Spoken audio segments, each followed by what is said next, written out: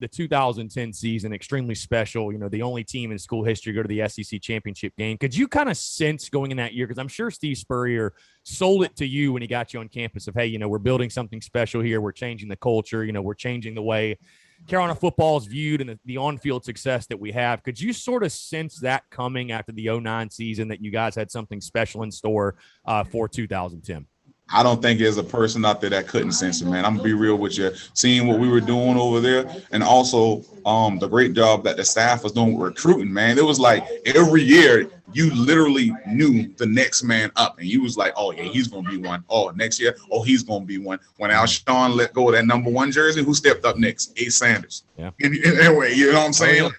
Every time it was like, dang, you know, we got all these guys out here pumping. And that was something to look forward to, man. You know, as I went on and played my NFL and my pro career in Canada, I kept up with the Gamecocks, and you know, it always has, like I said, that next man up mentality and thing going on over there. So, big time, man. When the cell towers were scrambled after the Alabama game, I knew it was something special. After we beat Alabama at home, that was the biggest game of probably Carolina history to this. Maybe, but when we beat them at home, and it was wild. Like, that was a point in my mind when I was like, okay, yeah. And then we went on to the SEC championship game, like you said, against Auburn, where Cam Newton smacked us twice in 1 year. But I mean, I gotta give it to him. That's Cam. You know, Cam Newton turned into Superman that day. Yeah, that was Cam. That was Cameron that time, man. Just no words for it. Being able to see him in person, it was awesome. Watch Cam Newton. He had Darvin Adams over there on that team. Wide receiver, pretty good guys. I'm cool, DA right now. Shout out to DA. Right. Now, Jarriel, we mentioned earlier the offensive linemen are the unsung heroes of the team, and you talked about how, when the running back runs for a long touchdown, he's the one that gets all the accolades. Everything else, you guys don't get much of the credit. But it does help when you have a big-time running back toting the rock. It certainly can help an offensive line. You guys had that in 2010. Marcus Lattimore steps on the scene, this true freshman. Obviously, his coming out party against Georgia, where I think he broke like 50 tackles or something crazy. I mean, again, you were a huge part of that offensive line. You guys were a really fantastic offensive line unit and paved the way. But talk about blocking for a guy like Marcus Lattimore, who, again, you don't have to give him a huge hole. You just give him a crease, whatever it might be. He can make a guy miss. He can run through a wimpy tackler. I mean, how much fun is that for you as an offensive lineman, just knowing you've got a ball carrier like that? Like, hey, all we got to give him some daylight, and he can break it. He can take it to the house and make us look really good. It was good to see on film. I promise you, man. Being in the game, and being business minded. Like I said, the game is fun. And when you at a certain level, man, you can do your job and still enjoy the game while the game is going on. You know what I'm saying? So being able to make some of those blocks and look to the side and be like, oh yeah, he gone. You know what I'm saying? Like, oh yeah, he gone. And just running behind him, watching the play. Yeah, I'm running behind him to catch a fumble, maybe if it pops out or whatnot. But I'm running behind him like, man, look at him go. You know what I'm saying? And a guy like Lattimore, he was the kind of guy to where his running back vision saved you.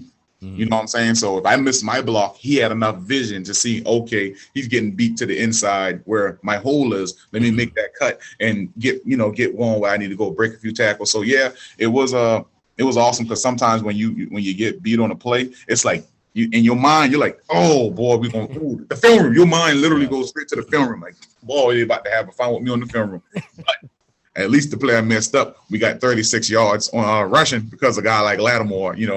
Shout out to Bobby Wallace and Mike Davis and Jarvis Giles and Brian Maddox and those boys too, man. I had a privilege of blocking for them also, and them making some big plays. But yeah, like I said, blocking for Lattimore, let's all be real, it was different. Different experience.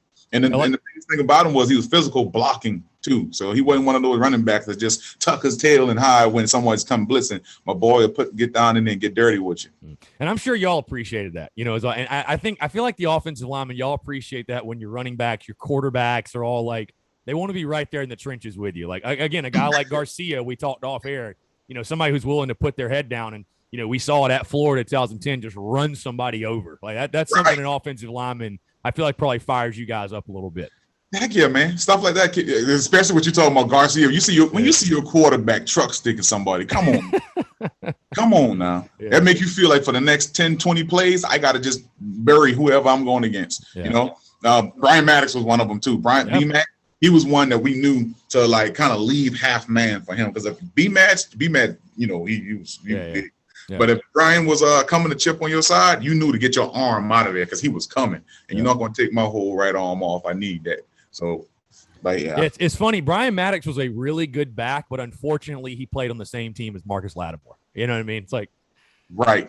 And I heard some people say, I heard some folks saying, there's plenty of other teams with, a two-back system. Why we couldn't have done something like that? And I kind of, thought about it myself. Like, that would have been pretty cool to see them kind of sharing, maybe some downs. But hey, it worked, man. Yeah, it worked out. It worked. You mentioned earlier, Jarrell, the 2010 season. I got to jump to that Alabama game because I actually saw, a Twitter account yesterday, an Instagram account, whatever social media account, posted the highlights from that Alabama game yesterday saying, let's never forget what Steven Garcia, Marcus Lattimore, Stephon Gilmore, et cetera, all did to Nick Saban in Alabama in 2010. 11 years later, I mean, people still talk about that game. There were many big wins during your career at South Carolina. There were many big wins from 2011 to 2013. But I'll tell you, I still don't think there are any that are talked about as much as that 2010 Alabama game. Just talk about that week, that day, that game. And, I mean, how crazy is it, man? People still look back on that game. That's one of the greatest days, if not the greatest day in Carolina football history. I want to say that was the second game we had, right? Because the year before that, I believe we played them at Alabama. We lost that. We lost that game. That was the 09 was the Melvin Ingram Wildcat game. He just kept running the Wildcat. Right. Yes. Right. Someone actually was talking about that just the other day. I promise you. I got it. But that game, man, it had all the hype that you would expect for it to have in the locker room, in the weight room, in the dorm rooms. It had the hype that you would expect for it to have. The quarterback at the time, he had never lost a football game, I believe. Greg McElroy, he never lost. McElroy had never lost a game since like high school or something like that. And they had, Mark Ingram, Trent Richardson, and Ingram, running back. Yep. They had, man, they were touted as the two-headed monster. Julio, got Julio at wide receiver out there. You know what I'm saying? And that was the game that I think he broke his hand. That Alabama and Carolina game, but that was the biggest game, of my and Dre Kirkpatrick at defensive back, who Alshon Jeffrey just had fun with all day long. Yeah. I know you wanted to throw that one out there. Hey, shout out to that boy Alshon, man, because that catch he did on the muscle, that one right on the that was huge, But to watch Lattimore go off that game, you know what I'm saying? To also watch our offensive line pretty much control their offensive. I mean, their defensive. Y'all had a hell of a day. I was going to say y'all really pushed them around. Yeah, and our defensive line went at it. I'm talking about, to watch, to be on the sidelines, watching guys like Cliff Matthews and Travian Robinson and those guys go at it. I'm talking about go at it all game long, man. Yeah. That is something that I can't explain how the emotions I get out of that. I actually just talked to Travian and Cliff the other day saying, man, we got to get back together and kick it, man. We might have to all get together and come talk to you on the show, man. But that Alabama game, dude, that was everything, for college football for me. The preparation was on point. The play calls were on point with the coaching staff and everything. I feel like that was the one game that if we needed everything to go right or for us to do what we, that was the one we put it together. We held the two top running backs to 56 yards or something like that. Yep. Come on, man. Who's done that? That D line went off. You guys as an entire team went off that day. And again, that 2010 season was special, man, and obviously still holds a special place in Carolina fans' hearts. I wanted to get to the SEC championship game because when you get to Carolina, of course, that's the goal, that's the dream, if you will. But to actually walk into the Georgia Dome and be playing in the SEC championship game again, I know it didn't go the way that you wanted or fans wanted or anything like that, but to get to heights that I think a lot of South Carolina fans didn't really think were ever possible. To get there, was there a moment where you just looked around, you're like, wow, like we're here, like we made it, we arrived? And I'm gonna be honest with you, that was the game I was up and down with that concussion.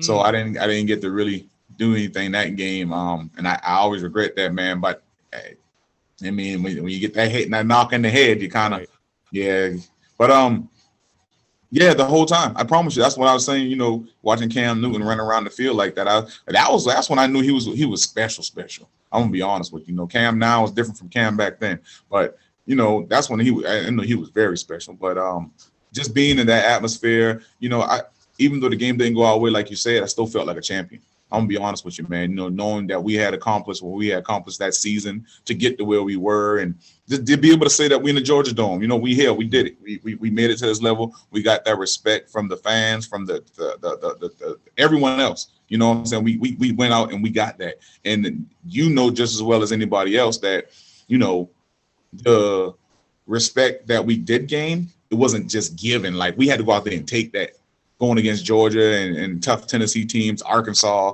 all those other guys. Like we had to go out there and take that, man. So being at that point, you know, after what all we went through, it wasn't like this little easy, wimpy way through, and then now we're just here playing. It was everything. It was the whole build up from the season all the way up to that point, you know. So, and it was awesome seeing guys like my boy, you know, Torrey and everybody just kind of living in that moment too. That was one of the biggest things for me was watching the other guys live in that moment also, seeing how happy they were, how appreciative they were to be able to say, hey, we playing for an SEC championship.